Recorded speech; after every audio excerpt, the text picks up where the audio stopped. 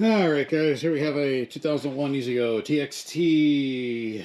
This is gas cart. This one here has a terrible running situation. I wasn't going to do a video on it because I thought it was going to be just pretty routine in and out, but I figured, what the hell, let me do a video real quick. This cart here is very sluggish. Let's see, let me pull up the complaint.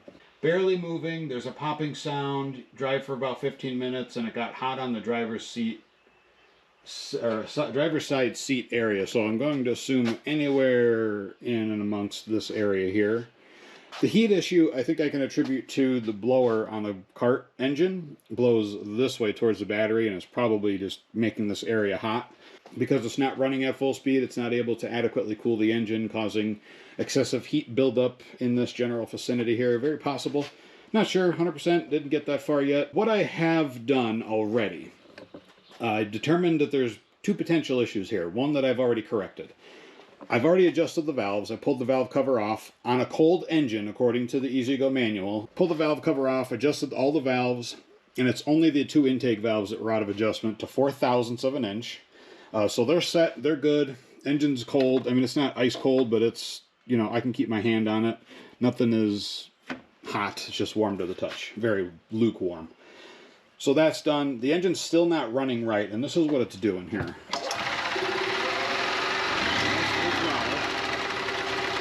can see, it's kind of just spitting and sputtering. And if I give it the onions here, it makes no difference.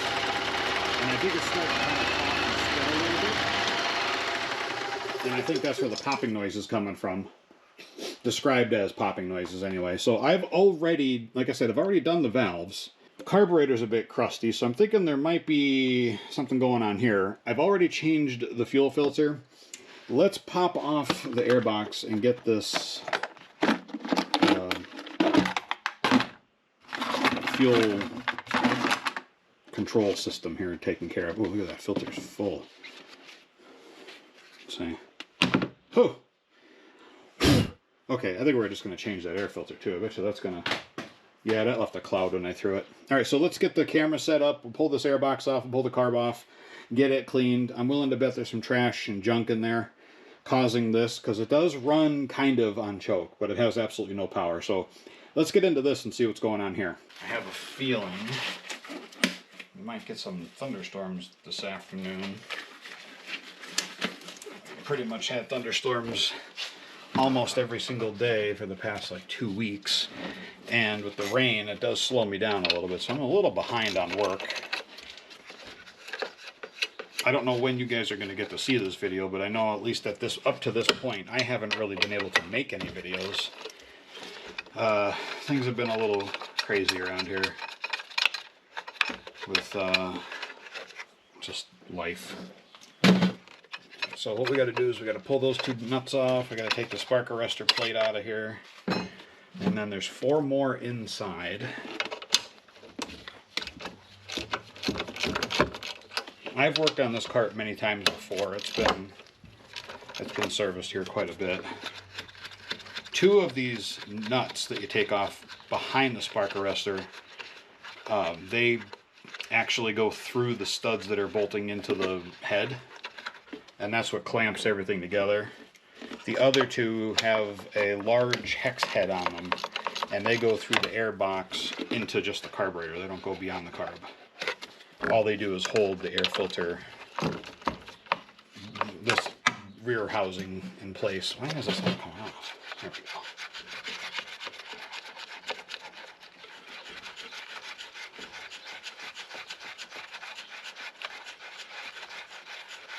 My arm does not twist like this, like normal. Alrighty. Alright, so this is basically freed up now from the studs that hold it to the engine. I'm going to back these ones out. Now there's 2 more 10mm. These are all 10mm, by the way, if they're factory. There's 2 more over here. These just go through this end of the airbox to hold it from vibrating.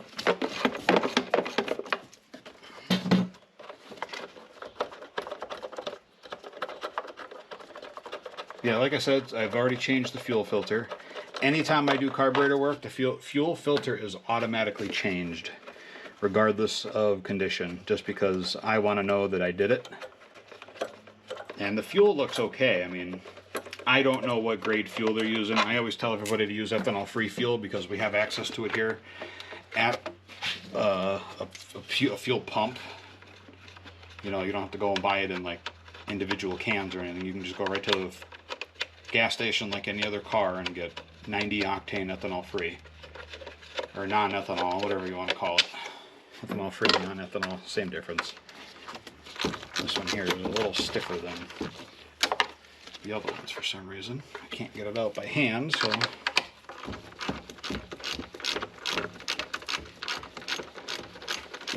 Now the only thing I really didn't do was I didn't check compression.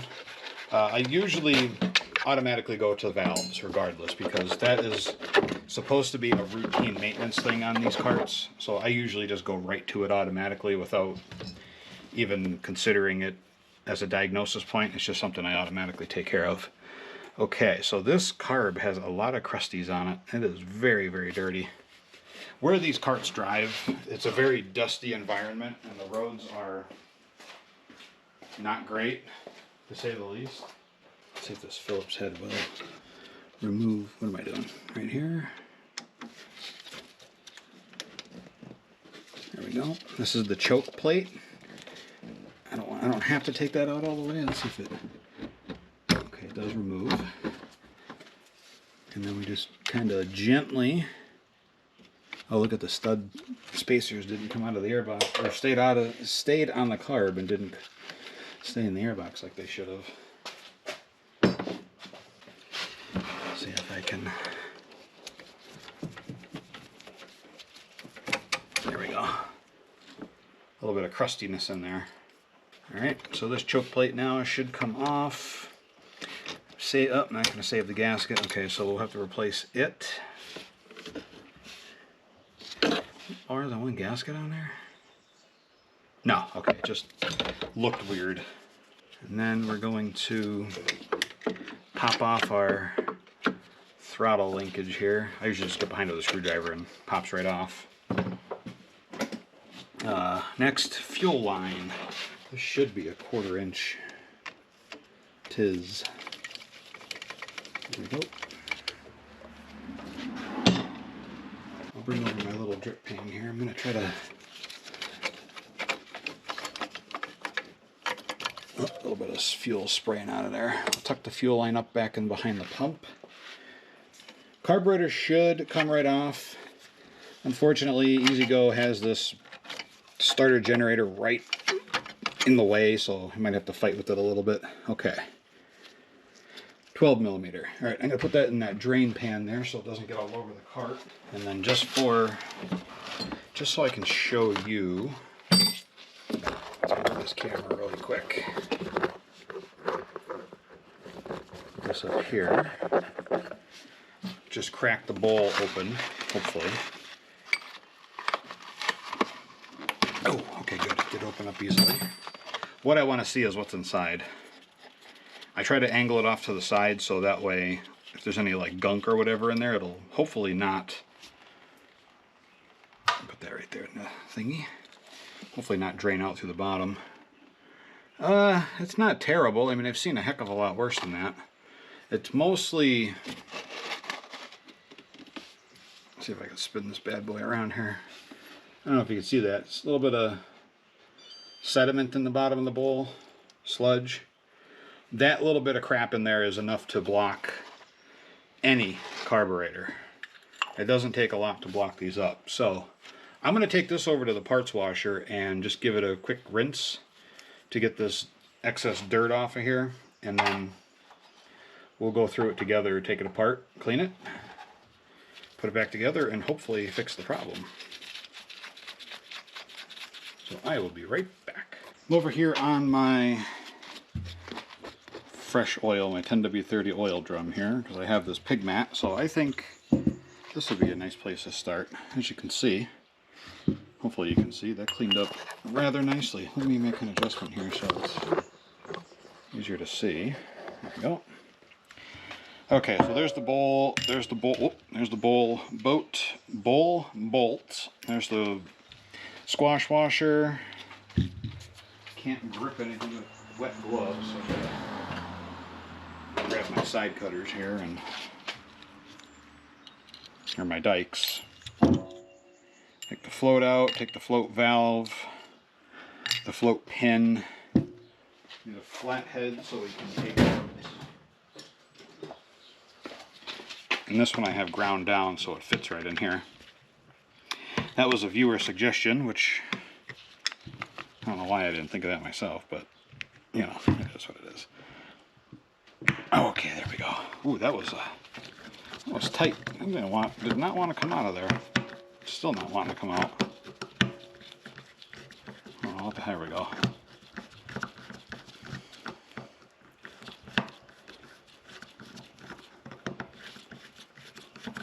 This is just being difficult. Okay, this is the main jet. Throw that in there. There's a jet tube in here. Sometimes they pop out, sometimes they don't. If they don't, I don't worry about it too much because it's fine. I just have to clean this gasket off. I'll get another one. We're going to take out this cap, hopefully. And its washer, throw it in the bowl. There's another jet in there. I think this little jet is the, if I'm not mistaken, it's the idle circuit. The low, I don't remember. I can't, yeah, it's screwing out, okay. This is usually one of the jets that blocks up. There it is. I mean, you can see how long and thin that is. That's tiny. And it's just a hollow brass tube on the end of a gig here, and there's a little tiny, itsy-bitsy, itty-bitty little teeny-weeny hole. That just takes a human hair to block. Okay, and then you got the port. That's pretty much it to take apart on these. There's really nothing to tune. I mean, you could pull all the Welch plugs out as long as you have something to put back in there, and I've never had to because I've never had to deal with that. I'm going to kind of blow everything out. Be careful with carburetor cleaner. Try not to get it on rubber parts if you can help it. I mean, I'm getting it on this rubber and I hope that doesn't bite me. It's stuck in there, so I'm not going to pull it out because once I do, it'll go foomp.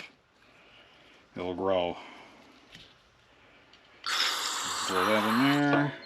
These are just overflows. Normally, little rubber hoses would be on these, but they've long since departed.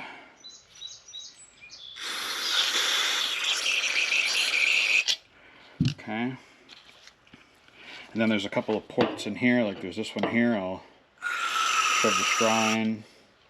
There's one in here, which is connected to this one. And then I'll just clean out in here gingerly. Dump it out on the table here, or in your drain pan, however you want to do it. And then we'll kind of just give it a quick douche. Right quick here, like so. And it's until it runs clear, and then you're usually good. Okay. Now at this point you could take a air hose, air compressor, gently blow it out. So that way you don't have any moisture build up in there because of the cold surface. Now I'm going to blow this tube out. It's good. We'll slide that back in here. In there. And when you tighten this stuff down, guys, don't like go reefing it down with 1,000 pound-feet of torque or anything. Just give it a noogie so it's snug. And then we can put the cap back on. Because for the next guy, which may be you, that opens it up, if it's too tight, you're going to have a hard time getting it apart. Alright, top of the carb is back together. Like I said, there's really not a lot there. We have our main jet, which is not totally blocked, but it's blocked. So I'll blast one direction, and then I'll blast the other, just for the heck of it. Alright. I'm going to make sure the threads are nice and clean in here. Ugh, right in the face. That's the other thing. Wear glasses, goggles, safety squints. Okay. We'll reinstall this. I'll clean the float off, just give that a snug twist. Rinse the float itself off. There's no gas in it, so that tells me that it's not leaking, which is good. Get a shop towel here so I can handle it without getting it all crap. Okay. Ooh, almost dropped it. Okay.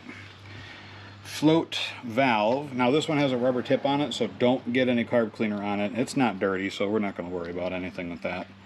Slide it back in the slot. Drop it back there. We'll put our pin in.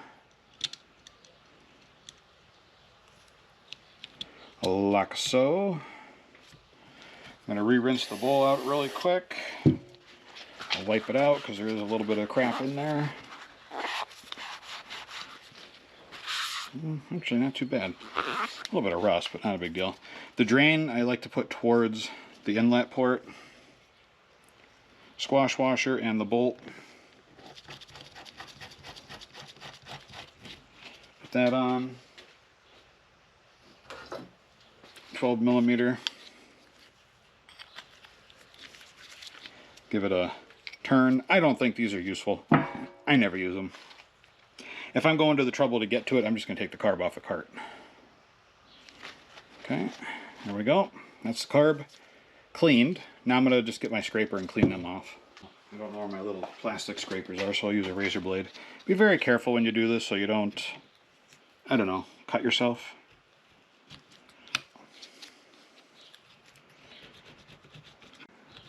And try not to dig into the magnesium or aluminum casing.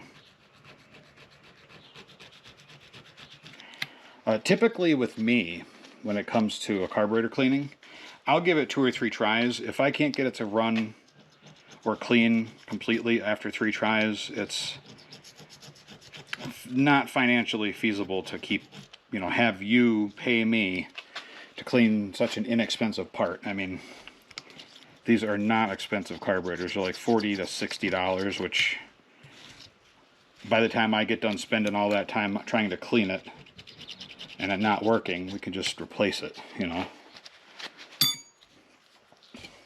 you're doing it yourself, then take all the time you want. You could even invest in one of those. I would like to open that back up now that I put carburetor cleaner in this. Invest in one of those ultrasonic parts washers. I have one, but I don't really use it all that much because it just takes so much longer. Did I get any in there? Oh, nice, I didn't. That almost never happens. But if you have time to wait, and if you already have one, or if you want to invest in one, go for it. They're a couple $100 though for the bigger ones. I used to use mine a lot, and what I would do is I would put a bunch of carburetors in at once if I had a bunch to put in, and then just let it go for an hour. Let's plop that bad boy back on the cart. So now this replacement gasket, I gotta get my knife again so I can clean the face of that throttle or choke plate. This gasket here and this gasket in here, these guys almost never fail. I think I've only had to change them maybe once in all of the years I've done this because they just never fail. Part number CARB-00 or 033 rather, so CARB 033 is this carburetor gasket. That's a ROX/Red Hawk part, which can also be cross-referenced with the EZGO part number. Let's see. Fuel line. I think what I'm going to do beforehand, let me get my drip, or my little tiny wash clean pan thingy here. I'm going to turn the cart on. I'm going to run this for a second. I want to flush out a little bit of this fuel until the fuel filter fills back up. Okay, fuel filter is filled. In a second. 3, 2,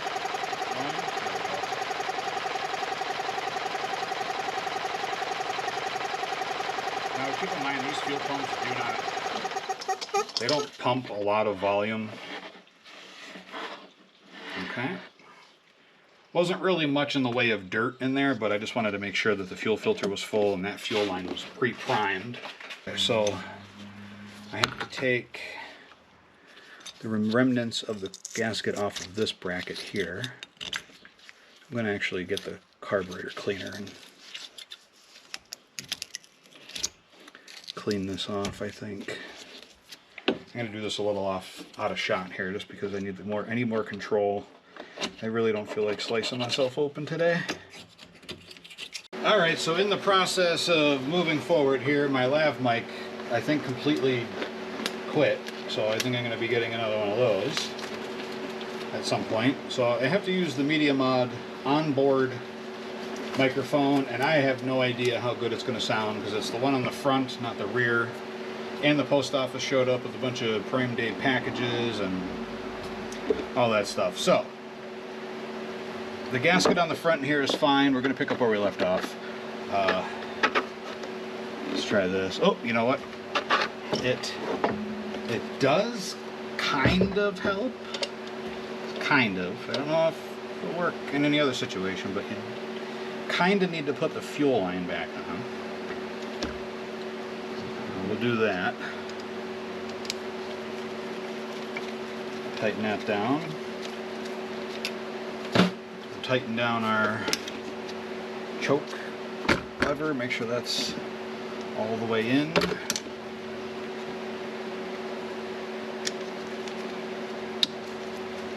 Oh, why is that not going in? There we go. Make sure don't pull out. Okay, good.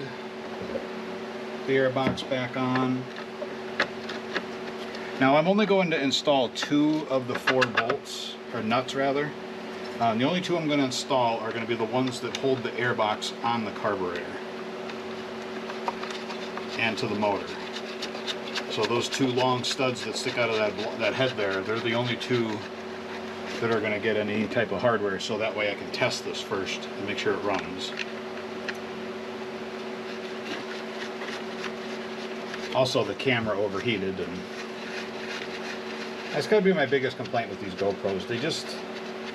They're not made for this stuff, unfortunately, and I think they're the worst camera you can use for this type of thing. I don't think I'll ever buy another one. This will be the only GoPro I'm going to own, so when it breaks, that's it. If it breaks, that'll be it. No more GoPros. Okay, let's try and see if it will run. Okay, so now you notice that the throttle doesn't move when I step on the pedal. That's how it's supposed to be. And then when I finally give it, that's when it's supposed to move. So like when you step on the pedal and release the pedal, that butterfly valve on the throttle is always supposed to be closed. That's where you get your backfiring from. Okay, let's see what we got here. I'm going to try to let it start all by itself. No choke assist. Close. Give it a second.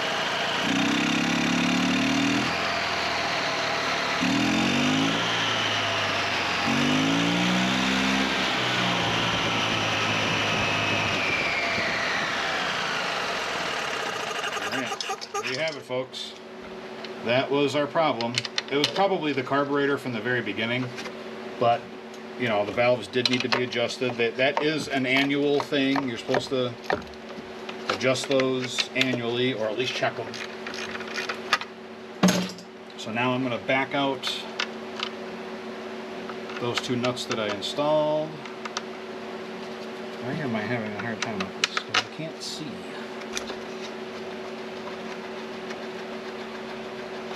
Get these kind of going here, and then I like to get everything just close. I don't need to get it tight. That way I can get stuff lined up. And we'll plug in our PCV hose, positive crankcase ventilation hose. That's where the gases from inside the bottom of the crankcase get sent back into the intake to be reburned for pollution reasons. put our 2 support bolts in here. I have to go grab an air filter. Okay. Tighten these up.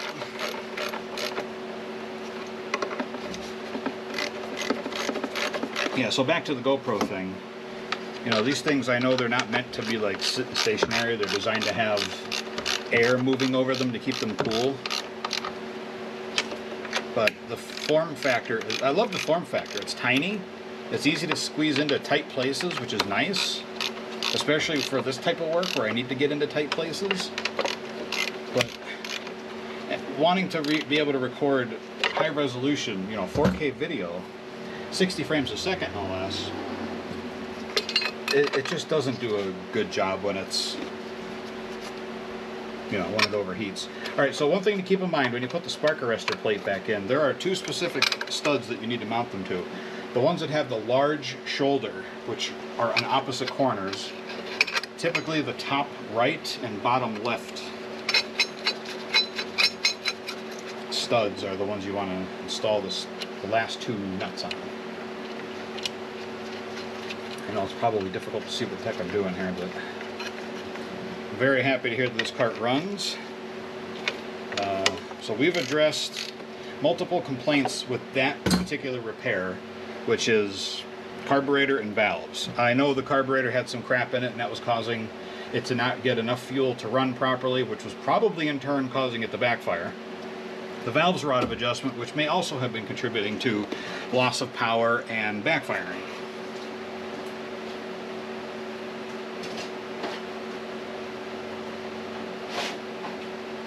Okay, here's an air filter. Already dated it. I got my dirty fingers all over it, so it's fine. No, it's only a couple of the ribs.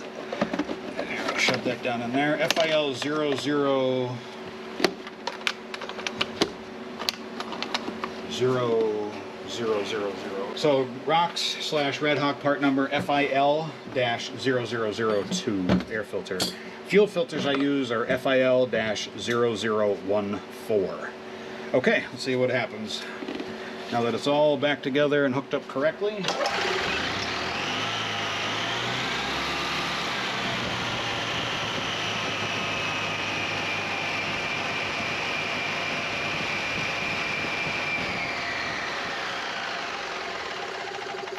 Alright, I think that is a successful repair right there. So what I'll do is I will give the customer a call and go from there. Alright guys, so this one's done. I took it for a little test drive. I just popped the seat off and everything just to check a couple other things. I just want to check the oil in it, make sure it's okay.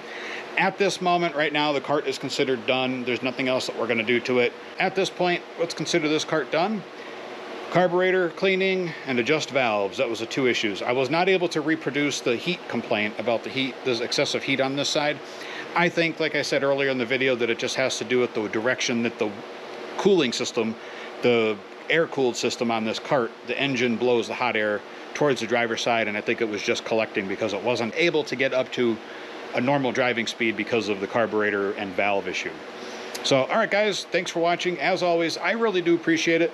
Be sure to leave a comment down below. Check the video description for links to products I use every single day to make videos like this. Any questions, leave them down below. Subscribe to the channel if you haven't. Be sure to like the video. And until next time, we'll see you in the next video.